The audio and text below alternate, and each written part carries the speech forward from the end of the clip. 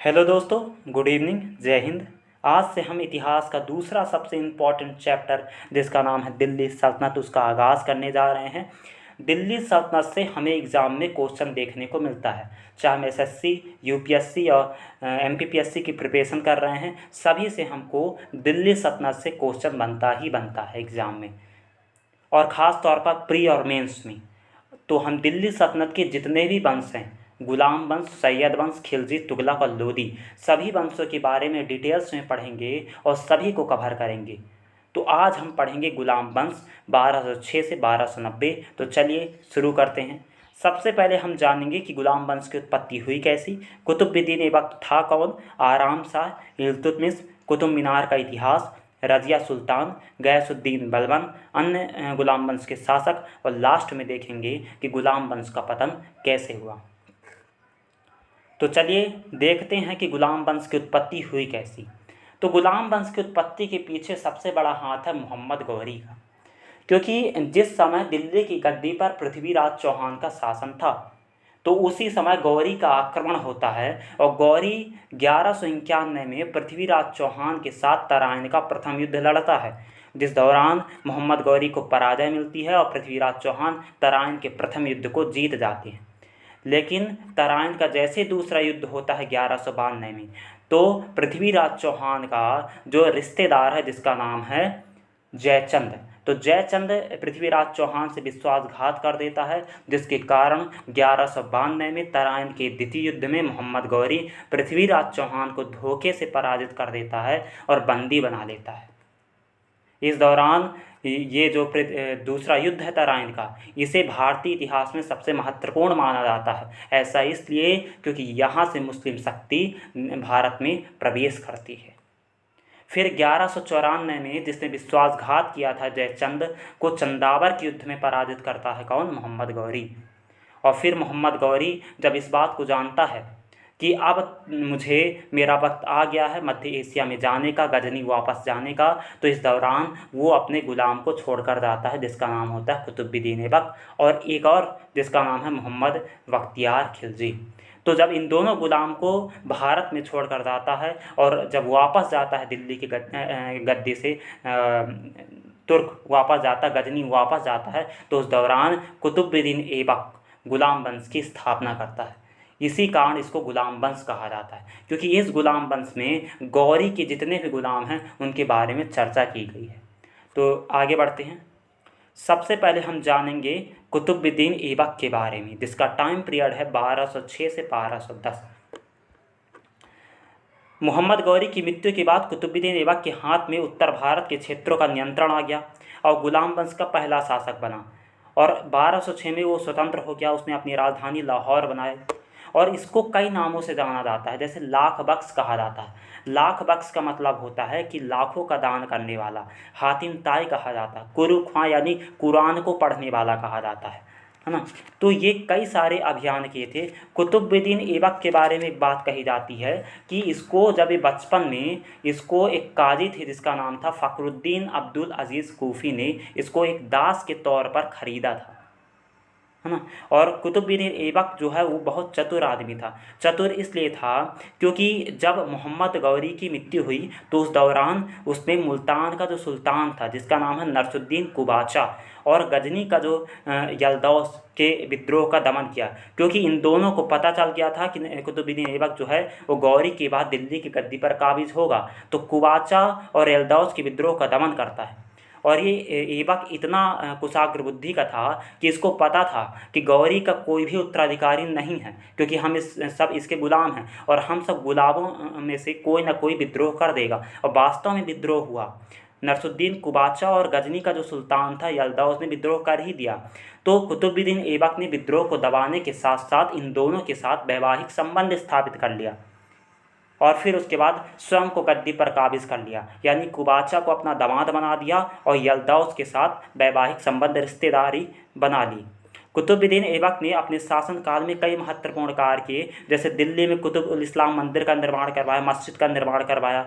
अजमेर में कुतुबुद्दीन ऐबक ने 2.5 दिन का झोपड़े का निर्माण करवाया, और अपनी इसका जो गुरु था जिसका नाम है कुतुबुद्दीन बख्तियार काकी के सम्मान में दिल्ली में स्थित कुतुब मीनार का निर्माण करवाया। मतलब इसने नींव रखी थी, है ना। फिर आगे बढ़ते हैं। कुतुबुद्दीन ऐबक जो था वो, और एक बात और कही जाती है कि दिल्ली में स्थित जो केबटुल इस्लाम मस्जिद है, जिसको कुतुबुद्दीन ऐबक ने बनवाया था, वो भारत की में निर्मित पहली मस्जिद है। और 1210 में चौगोन खेलते समय घोड़े से गिरकर इसकी मृत्यु हो जाती है। लाहौर में इसको दफना दिया गया। फिर आगे बढ़ते हैं। अब जानते हैं आराम शाह के बारे में, जिसका टाइम पीरियड है 1210। ऐबक की मृत्यु के बाद आराम शाह लाहौर की गद्दी पर केवल 8 माह के लिए बैठ पाया, और कुछ इतिहासकारों के अनुसार ये ऐबक का पुत्र था, और अबुल फजल कहता है कि ऐबक का भाई था। लेकिन मिनहाज उस सिराज के अनुसार ऐबक की 3 पुत्रियाँ थी, यानी उसका कोई भी लड़का नहीं था, है ना। और बाद में इल्तुतमिश ने इसे जूद की लड़ाई में हरा दिया, और दिल्ली का अगला शासक कौन बनता है? इल्तुतमिश। फिर आगे बढ़ते हैं। अब जानते हैं इल्तुतमिश के बारे में, जिसका टाइम पीरियड है 1210 से 1236। इल्तुतमिश जो था वो ऐबक का गुलाम और दामाद दोनों था। इल्तुतमिश के बारे में एक रोचक तथ्य है। रोचक तथ्य ये था कि जब गजनी का जो शासक था गौरी, उस दौरान क्या होता है कि गजनी के बाज़ार में इल्तुतमिश की बोली लगती है। तो उस दौरान गौरी मोटी रकम के कारण इसको नहीं खरीद पाता है, जिसके कारण गजनी के बाज़ार में इसकी बिक्री पर रोक लग जाती है। देन उसके बाद जो कुतुबुद्दीन ऐबक है, जो गौरी का गुलाम है, उसने आदिलबाड़ा की लूट में पैसे से 1 लाख रुपए 1 लाख जीतल में दिल्ली की बाज़ार से खरीदा था। तो इस दौरान ये स्पष्ट हो जाता है कि इल्तुतमिश जो है वो गुलामों का गुलाम है। मतलब कुतुबुद्दीन ऐबक को खरीदा कौन था? मोहम्मद गौरी, और मोहम्मद गौरी का गुलाम कुतुबुद्दीन ऐबक, और कुतुबुद्दीन ऐबक का गुलाम इल्तुतमिश। तो इल्तुतमिश जो था वो कुतुबुद्दीन ऐबक का गुलाम के साथ साथ उसका दामाद भी था, और ऐबक ने इसे बदायूं का इक़्तिदार नियुक्त कर दिया। और ऐबक की मृत्यु के बाद 1211 में इसलिए अली इस्माइली के निमंत्रण पर दिल्ली आया, और वहाँ स्वयं को सुल्तान घोषित किया। यहाँ एक बात स्पष्ट कर दूँ कि अगर क्वेश्चन में ये आता है कि दिल्ली को राजधानी बनाने वाला या दिल्ली सल्तनत का पहला शासक कौन था, तो वो इल्तुतमिश था।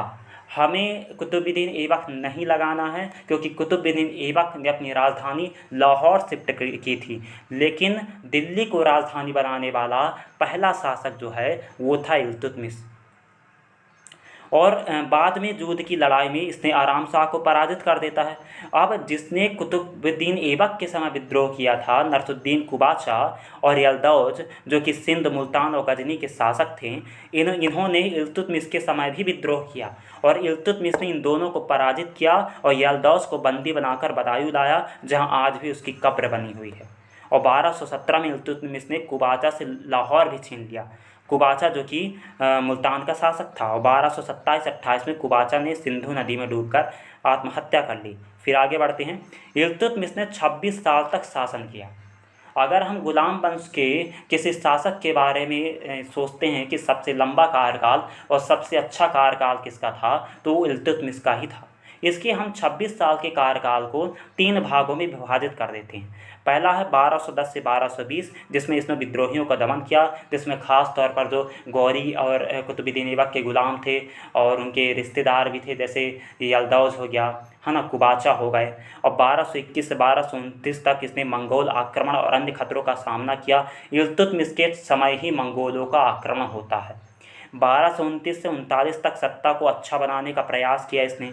इल्तुतमिश के शासक बनने के उपरांत सबसे पहली चुनौती यल्दौज ने दी, क्योंकि ऐबक ने यल्दौज को पराजित किया था, परंतु यह फिर भी दिल्ली की गद्दी पर अधिकार चाहता था। तो इल्तुतमिश ने क्या किया कि अपने साम्राज्य में विद्रोह करने वाले कुतुबी और मुइजुद्दीन सामंतों को कमज़ोर तो कर दिया, लेकिन यल्दौज को भी इसने कमज़ोर कर दिया। और फिर उसने 40 दास अधिकारियों को सामंत के रूप में नियुक्त करके नए चलीसा दल का गठन किया। फिर आगे बढ़ते हैं। आप जानते हैं एकता प्रणाली है क्या? ये इल्तुतमिश के द्वारा चलाई गई थी। देखो, अगर हम साधारण शब्द में कहें कि एकता आखिर होता क्या है, एकता का मतलब होता है कर संग्रहित करना, और जो व्यक्ति एकता दिया जाता है वो सुल्तान की सहायता के लिए सेना रखता है ना। माने अगर आवश्यकता पड़ती है, सुल्तान को किसी सहायता की आवश्यकता पड़ती है, तो सेना जो है वो सुल्तान की रक्षा करती है, और इक़्तिदारों को किसी दूसरे स्थान पर भी नियुक्त किया जा सकता है। इस व्यवस्था से सुल्तान को विशाल सेना को कुशलतापूर्वक रखने में सहायता मिलती है। इल्तुतमिश के बारे में एक और इम्पॉर्टेंट फैक्ट है कि इसने अपने शासनकाल के दौरान 2 सिक्के चलवाए थे। और सबसे अहम बात यह है कि भारत में सल्तनत काल में सबसे शुद्ध अरबी के सिक्के अगर किसी ने चलाए थे तो वह था इल्तुतमिश। और इल्तुतमिश ने 2 महत्वपूर्ण सिक्के चलवाए, चांदी का टका जो कि 175 ग्रेन का था और तांबे का जीतल। इन दोनों को अपने शासनकाल के दौरान में चलवाया। और ख़ास बात यह है कि सिक्कों पर टकसाल का नाम लिखवाने की जो परंपरा है वो इसी के शासनकाल में फली फूली। फिर आगे बढ़ते हैं। अब जानते हैं इस्लामिक संस्कृति के बारे में। तो इल्तुतमिश के सांस्कृतिक क्षेत्र में योगदान के लिए इसे हज़रत दिल्ली कहा जाता है। ये अपने आप में एक पद है, हज़रत दिल्ली, क्योंकि इसके सांस्कृतिक क्षेत्र में काफ़ी ज़्यादा योगदान थे। इल्तुतमिश के दरबार में अनेक अरब तथा फारसी भाषा के कवि मौजूद थे और उसने अपने दरबार में कई इस्लामिक विद्वानों को भी संरक्षण प्रदान किया था। प्रसिद्ध कवि अमीर खुसरो भी इल्तुतमिश के दरबार में था। अमीर खुसरो का बहुत लंबा कार्यकाल था अगर हम देखें तो। इल्तुतमिश ने अपने दरबार में मिन्हाजुस सिराज और मलिक ताजुद्दीन जैसे विद्वानों को संरक्षण प्रदान किया था। मिन्हाजुस सिराज ने तबाकत ए नसीरी की रचना की थी। ये एग्ज़ाम में आता है कि तबाकत ए नसीरी की रचना किसने की थी, तो मिन्हाजुस सिराज, जो किसके समकालीन था, इल्तुतमिश के समकालीन था। इल्तुतमिश ने अपने शासनकाल में कई महत्वपूर्ण स्मारकों का निर्माण करवाया। सबसे पहली बात तो ये क्लियर हो जाती है कि कुतुब मीनार जिसकी नींव रखी थी कुतुबुद्दीन ऐबक को, उसके दूसरे और तीसरे मंजिल को किसने बनवाया था, इल्तुतमिश ने। और चौथे और पाँचवें मंजिल को बनवाया था तुगलक वंशी शासक फिरोज शाह तुगलक ने। फिर आगे बढ़ते हैं। अब जानते हैं सुल्तान रुकनुद्दीन फ़िरोज़ के बारे में, जो कि इल्तुतमिश के बाद आता है 1236 में। ये अपनी माता तुर्काना के संरक्षण में सुल्तान घोषित हो गया। ये जो था, अगर गुलाम वंश में सबसे आलसी प्रवृत्ति का कोई था तो यही था रुकनुद्दीन फ़िरोज़, क्योंकि ये एक तो आलसी था, विलासी प्रवृत्ति का था, नशा करता था, जिसके कारण ये राजकाज उतना ज़्यादा नहीं देख पाता था और जनता इससे त्रस्त हो चुकी थी और जनता ने विद्रोह कर दिया। जब विद्रोह कर दिया तो इसको अपने पद से हटना पड़ा, क्योंकि ये ज़्यादा दिनों तक गद्दी पर नहीं बैठ पाया। फिर अगली शासिका कौन बनती है, दिल्ली की पहली मुस्लिम शासिका, जिसका नाम होता है रज़िया सुल्तान। और रज़िया सुल्तान के बारे में अगर हम बात करें तो इसका जो टाइम पीरियड है वो है 1236 से 1240। रज़िया सुल्तान अपने पिता की तरह ही कुशाग्र बुद्धि की थी और कामकाज और राजनीतिक कार्य देखने में सक्षम थी, काफ़ी ज़्यादा निपुण थी, है ना। तो रज़िया सुल्तान के बारे में देखते हैं कि रज़िया जो थी वो इल्तुतमिश की पुत्र थी। वह दिल्ली सल्तनत की एकमात्र महिला शासिका थी। इल्तुतमिश ने अपनी पुत्री रज़िया को अपना उत्तराधिकारी चुना, परंतु चलीसा एक गठन था जो कि अपना एडवाइस देता था कि राजा को क्या करना है क्या नहीं करना है, लेकिन राजा जो है वो उसके लिए बाध्यकारी नहीं होता था कि उसकी बात मानना ही कंपलसरी है ना। तो चलीसा ने रुकनुद्दीन को गद्दी पर बिठा दिया। जब बैठा दिया तो रुकनुद्दीन की जो प्रवृत्ति थी वो आलसी प्रवृत्ति की थी। अब लोगों ने जब विद्रोह किया तो रज़िया को अगला शासक बना दिया गया, क्योंकि जनता का समर्थन भी ऑलरेडी रज़िया को मिल चुका था, है ना। अब उत्तराधिकारियों को लेकर रज़िया जो है वो अगली शासिका बनी। रज़िया ने पर्दा प्रथा त्याग कर पुरुषों की भांति पोशाक धारण करके दरबार का आयोजन किया और उसने मलिक याकूब को उच्च पद पर नियुक्त किया। अब इसमें एक बात क्लियर हो जाती है कि रज़िया सुल्तान के टाइम पीरियड में सबसे ज़्यादा विद्रोह अगर किसी का हुआ है तो तुर्की और अमीरों का हुआ, क्योंकि ये नहीं चाहते थे कि रज़िया गद्दी पर बैठे। और आखिरकार ये बाद में जो मुल्तान और बदायूं और लाहौर के सरदार हैं, इन्होंने रज़िया के खिलाफ विद्रोह कर दिया। और उनमें से एक थे भटिंडा के सूबेदार या सरदार, जिनका नाम है अल्तुनिया रज़िया के साथ विवाह करते हैं, उनका समर्थन करते हैं। लेकिन यहाँ बहुत बुरी खबर आती है कि रज़िया की हत्या कर दी जाती है तुर्कों के द्वारा 1240 में। फिर आगे बढ़ते हैं। अगला शासक आता है बहराम शाह, रज़िया के बाद 1240 से 1242। 1240 में जैसे ही रज़िया सुल्तान की हत्या कर दी जाती है तो अगला शासक आता बहराम शाह। बहराम शाह जो के शासनकाल में 1241 में मंगोलों का आक्रमण हुआ था और मंगोलों ने पंजाब पर हमला किया था बहराम शाह के टाइम पीरियड में। फिर आगे बढ़ते हैं। फिर आता है मसूद शाह 1242 से 1244, यानी बहराम शाह के बाद आता है कौन, मसूद शाह। बहराम शाह की मृत्यु के बाद 1242 में फिरोज शाह का पुत्र मसूद शाह राजगद्दी पर बैठता है और ये फिरोज वही है, रुकनुद्दीन फिरोज, है ना। मसूद शाह ने बलबन को अमीर हाजिब की उपाधि दी थी। ये क्वेश्चन आता है कि बलबन को अमीर हाजिब की उपाधि किसने दी थी, तो मसूद शाह ने दी थी। फिर आता है नरसुद्दीन महमूद 1246 से 1265। ये शमसी वंश का अंतिम सुल्तान था। यह इल्तुतमिश का पौत्र था जो अपने पिता की मृत्यु के बाद पैदा हुआ था, इसीलिए इल्तुतमिश ने इसके पिता का नाम ही रख दिया था अपने नाम पर, और इसी वजह से कुछ इतिहासकार इसे इल्तुतमिश का पुत्र भी कहते हैं। और इसी के समय हालक ने यानी मंगोलों के दूत दिल्ली आए थे। क्वेश्चन आता है कि मंगोलों के दूत दिल्ली किसके टाइम पीरियड में आए थे, तो नरसुद्दीन महमूद के टाइम पीरियड आए थे। और बलबन ने 1249 में अपनी पुत्री हुजैदा का विवाह नरसुद्दीन से किया था। ये भी इंपॉर्टेंट क्वेश्चन। बलबन काफ़ी अहम किरदार है गुलाम वंश में, आगे चलकर हम पढ़ेंगे उसके बारे में। बदले में इसे नायाब का पद मिल जाता है ना। जब वो अपनी पुत्री का विवाह करता है, हुजैदा का विवाह करता है नरसुद्दीन के साथ, तो बलबन को नायाब का पद मिल जाता है। और 1246 में मंगोलों के आक्रमण को विफल करने के कारण उलुग खां की उपाधि मिली, है ना। और 1265 में नरसुद्दीन की मृत्यु हो गई और मिनान उस सिराज इसे दिल्ली का आदर्श सुल्तान कहता है।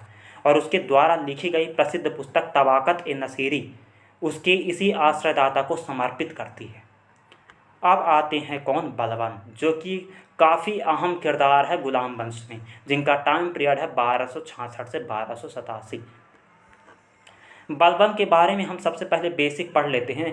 बलबन जो था वो कई बार प्रयास किया कि मैं शासक बन जाऊं, लेकिन ये जो है मैंने बहुत कुतुबुद्दीन ऐबक इल्तुतमिश के टाइम पीरियड से ये चला आ रहा है, लेकिन आखिरकार जब बुढ़ा होता है तब इसको राजगद्दी प्राप्त होती है ना। ये गयासुद्दीन बलबन दिल्ली सल्तनत का 9वां शासक था। क्वेश्चन आएगा कि एग्जाम में कि गयासुद्दीन बलबन दिल्ली सल्तनत का कौन से नंबर का शासक था, 9वें नंबर का। 1266 में दिल्ली सल्तनत का सुल्तान बना और अपने शासनकाल में चालीसा की शक्ति को क्षीण कर दिया। ये वही चालीसा दल है जिसको किसने गठित किया था, इल्तुतमिश ने गठित किया था। ये वही चालीसा दल है जिसने रजिया सुल्तान की गद्दी पर बैठने के खिलाफ विद्रोह किया था और रुकनुद्दीन फिरोज़ को गद्दी पर बैठाया था। और यही चालीसा को कौन खत्म करता है, गयासुद्दीन बलबन, और सुल्तान को पद को पुनः गरिमामय बना दिया। और बलबन गुलाम वंश का सर्वाधिक महत्वपूर्ण शासक था। बलबन इल्तुतमिश का दास था। क्वेश्चन आ सकता है कि बलबन किसका दास था, इल्तुतमिश का। इल्तुतमिश ने बलबन को खासदार नियुक्त किया था और इसके बाद बलबन को हांसी का इख्तियार भी नियुक्त किया गया। बलबन ने नरसुद्दीन महमूद को सुल्तान बनाने में महत्वपूर्ण योगदान दिया था। नरसुद्दीन महमूद वही है जिससे बलबन ने अपनी पुत्री का विवाह किया था, है ना। और नरसुद्दीन को सुल्तान बनाकर बलबन ने अधिकतर अधिकार अपने नियंत्रण में ले लिए और नरसुद्दीन महमूद ने गयासुद्दीन बलबन को उलुग खां की उपाधि दिया था। एक क्वेश्चन आता है कि उलुग खां की उपाधि क्यों और कब दिया था, किसको दिया था, क्योंकि मंगोलों के आक्रमण को निष्फल करने के कारण नरसुद्दीन महमूद जो दामाद था किसका, बलबन को, तो वो उलुग खां की उपाधि बलबन को देता है। और नरसुद्दीन महमूद की मृत्यु के बाद बलबन सुल्तान बनता है। इसके प्रशासनिक सुधार के बारे में देखें तो गयासुद्दीन बलबन के निरंकुशता पूर्वक शासन किया, अपने अमीरों का दमन किया और सुल्तान का प्रभुत्व स्थापित किया। बलबन की न्याय व्यवस्था में सख्त सजा का प्रावधान था, यानी बहुत ही रूढ़ी, बहुत ही सॉलिड टाइप के प्रशासक था। बदायूं के आक्तादार मलिक बब्बक ने अपने दास की हत्या की थी। इसके पश्चात बलबन ने मलिक बब्बक को मृत्युदंड दिया था और गयासुद्दीन बलबन ने अवध के आक्तादार मलिक हैबत को कोड़े लगवाए थे। कितनी बड़ी बात है, कोड़े लगवाए थे। और गयासुद्दीन बलबन ने अपने शासनकाल में कुशल गुप्तचर व्यवस्था की स्थापना की थी और राज्य को बाहरी और आंतरिक खतरों में सुरक्षित करने के लिए इसकी स्थापना की थी। बलबन को हमेशा एक बात को भय रहता था कि कहीं इसके शासनकाल में मंगोलों का आक्रमण न हो जाए, तो इसने कई गुप्तचरों को नियुक्त किया था, अपनी शासन व्यवस्था को सुदृढ़ किया था और राजमहल के बाहर कई किले निर्मित किए थे, वहाँ किलेदार नियुक्त किए थे। सबसे बड़ी बात कि इसने अपनी सेना के लिए दीवान-ए-अर्द की स्थापना की थी और बलबन ने एकता व्यवस्था में काफ़ी बदलाव किए। ये एकता व्यवस्था वही है जिसको इल्तुतमिश ने चलवाया था और इक़्तिदारों को बचा हुआ राजस्व अर्थात फजाविल को केंद्र को भेजना पड़ता था, डायरेक्ट केंद्र को भेजना पड़ता था, यानी बलबन के पास भेजना पड़ता था। और एकता व्यवस्था की कार्य प्रणाली को और कुशल बनाने के लिए ख्वाजा नामक अधिकारी की नियुक्ति की गई थी। किसके द्वारा, बलबन के द्वारा। और इन उपरोक्त व्यवस्थाओं से प्रशासन में काफ़ी कुशलता आई थी।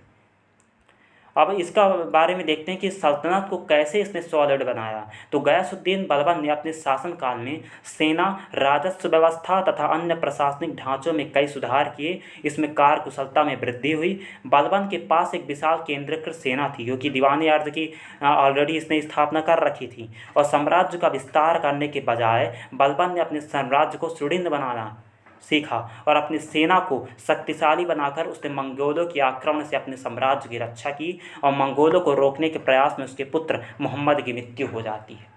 गुलाम वंश से ही मंगोलों का आक्रमण स्टार्ट हो चुका था इल्तुतमिश के टाइम पीरियड में। तो बलबन का जो पुत्र है जिसका नाम था मोहम्मद, उसकी भी मृत्यु हो जाती है। गयासुद्दीन बलबन ने मेवातियों से दिल्ली की रक्षा के लिए कई किले निर्मित करवाए। उसने अपने शासनकाल में राजपूतों और मेवातियों को सफलतापूर्वक दमन किया था और बलबन ने बंगाल में युजबेक के विद्रोह का भी दमन किया था। गयासुद्दीन बलबन ने अपने साम्राज्य के विस्तार के अधिक प्रयास नहीं किए क्योंकि इसका सारा टाइम मंगोलों के आक्रमण को संरक्षण करने में ही चला जाता था, क्योंकि हमेशा इसको भय रहता था कि कहीं मंगोलों का आक्रमण न हो जाए, मेरा साम्राज्य डूब न जाए। तो उतना ज़्यादा साम्राज्य विस्तार में इसने ध्यान नहीं दिया।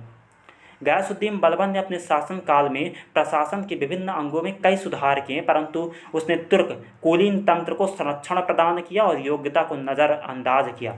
उसने तुर्कों की वरीयता दी और 1287 में मंगोलों से लड़ते हुए बलबन की मृत्यु हो जाती। यानी इसका बेटा मोहम्मद भी मंगोलों से लड़ते हुए मारा गया था और 1287 में इसकी भी मृत्यु मंगोलों से लड़ते हुए हो जाती।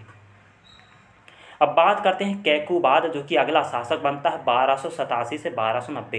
ये बलबन का पौत्र था और बुगरा खां का पुत्र था। यानी बुगरा खां जो है वो बलबन के बेटे में से एक था, क्योंकि मोहम्मद खां की तो ऑलरेडी मृत्यु हो चुकी होती है मंगोलों के आक्रमण के समय, और बलबन की भी मृत्यु हो जाती 1287 में। तो ये कैकुबाद जो था वो बलबन का पौत्र था। यह सल्तनत काल के इतिहास की पहली घटना थी जब पिता के जीवित रहते हुए पुत्र को शासक बनाया गया। ये पहली घटना है क्योंकि बुर्गा खां उस समय जीवित था, और जब जीवित था तो उसके जीवित रहते उसके पौत्र यानी उसके जो पुत्र है, जो बलबन का पौत्र है कैकुबाद को गद्दी पर बैठाया गया। 2 वर्ष बाद 1289 में बुगरा खां अपने पुत्र से मिलने आता है, जिसका जिक्र अमीर खुसरो ने कीरान उस सादेन में किया। और खुसरो कहता है कि पिता ने जब पुत्र को सिजदा और पैबोस किया तो कैकुबाद अत्यंत लज्जित हुआ और पिता के पैरों में गिर गया, परंतु अपने भोग विलास के कारण ये लकवाग्रस्त हो गया। दुर्बल शासकों का फ़ायदा उठाकर जलालुद्दीन खिलजी ने दिल्ली पर हमला कर कैकुबाद को कैद कर लिया और कुछ समय बाद उसकी हत्या कर दी। यानी कैकुबाद अपने पिता से काफ़ी ज़्यादा रोचक था, काफ़ी ज़्यादा प्रेमी था, यानी उससे क्लोज था।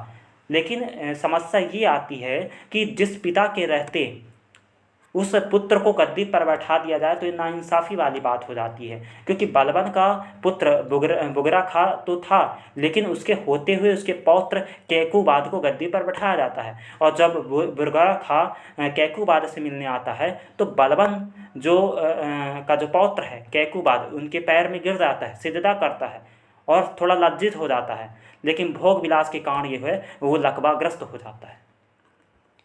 फिर आगे बढ़ते हैं, अब पढ़ते हैं शमसुद्दीन केमर्स के बारे में। तो ये जो था वो आखिरी शासक था, यानी इसने 2.5 साल तक शासन किया और इसकी हत्या जो है वो जलालुद्दीन खिलजी ने कर दी और स्वयं सत्ता हथिया लिया। अब यहाँ से स्टार्ट हो जाता है खिलजी वंश। तो खिलजी वंश के बारे में हम आगे पढ़ेंगे और आज हम जानते हैं कुतुब मीनार के इतिहास के बारे में। तो चलिए जानते हैं। कुतुब मीनार जो है दक्षिणी दिल्ली के मेहरौली में स्थित है और एक प्रसिद्ध मीनार है जो कि 72.5 मीटर ऊंचा है और इसमें कुल 379 सीढ़ियाँ हैं और इसका आधार 14 मीटर ऊंचा और सबसे ऊपर का जो हिस्सा है 2.75 मीटर ऊंचा है। कुतुब मीनार के ऊपरी भाग पर खड़े होकर दिल्ली शहर को देखने में बहुत ही रोमांचक फील होता है। और इसके बगल में एक अलाई मीनार है जिसका निर्माण किसने करवाया था? खिलजी वंश का जो शासक था अलाउद्दीन खिलजी ने। और कुतुब मीनार को यूनेस्को द्वारा विश्व धरोहर की सूची में शामिल किया गया है। इसके इतिहास के बारे में अगर हम बात करें तो कुतुब मीनार का निर्माण दिल्ली के पहले मुस्लिम शासक कुतुबुद्दीन ऐबक ने 1192 में किया था, अपने गुरु जो कुतुबुद्दीन बख्तियार काकी की याद में किया था। और इस कुतुब मीनार को पूरा किया था इल्तुतमिश ने और 4थी और 5वीं मंजिल का निर्माण करवाया था तुगलक वंशी शासक फिरोज शाह तुगलक ने। कुतुबुद्दीन ऐबक ने इस्लाम धर्म के प्रचार के लिए यहाँ स्थित वेधशाला को तोड़कर कुतुब मीनार का निर्माण करवाया था।